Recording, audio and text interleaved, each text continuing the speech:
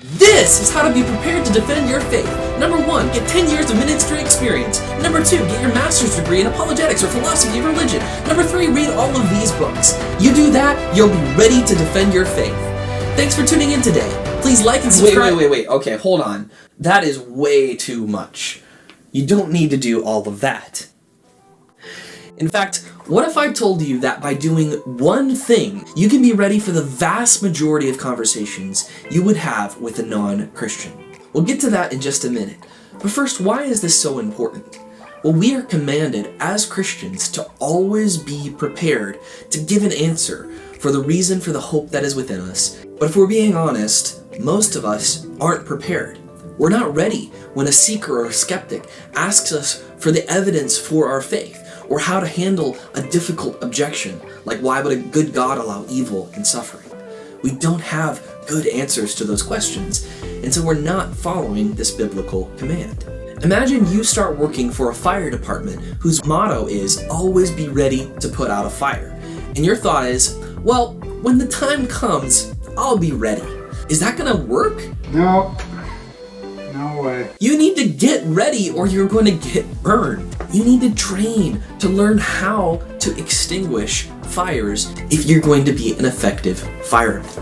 And in the same way, we need to train as Christians how to answer these difficult objections. Scripture says we should love the Lord with all our minds, training our minds for action and taking every thought captive and making it obedient to Christ. So how do we do this? Well, step number 1 in being prepared is just get ready. The vast majority of Christians take no time to get ready for these kinds of spiritual conversations.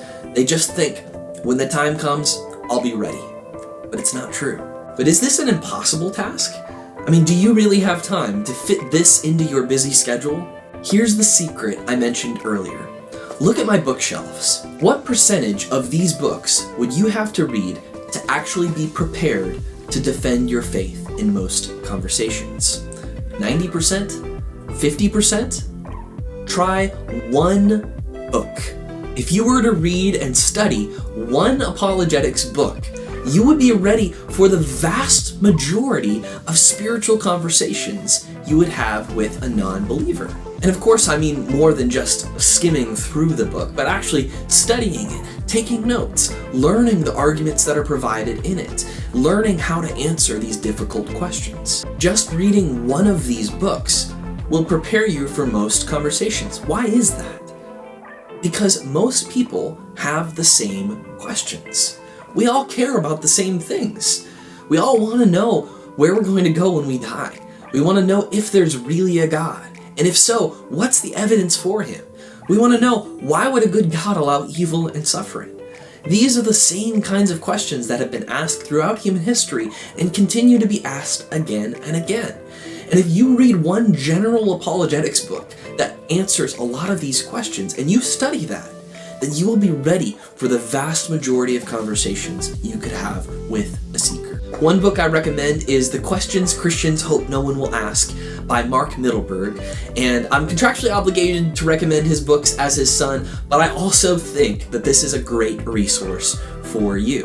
Another great one is Confronting Christianity by McLaughlin, or The Reason for God by Tim Keller.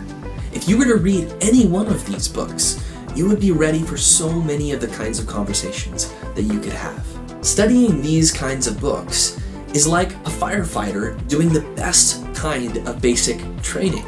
They're now prepared to put out all kinds of fires in all kinds of situations.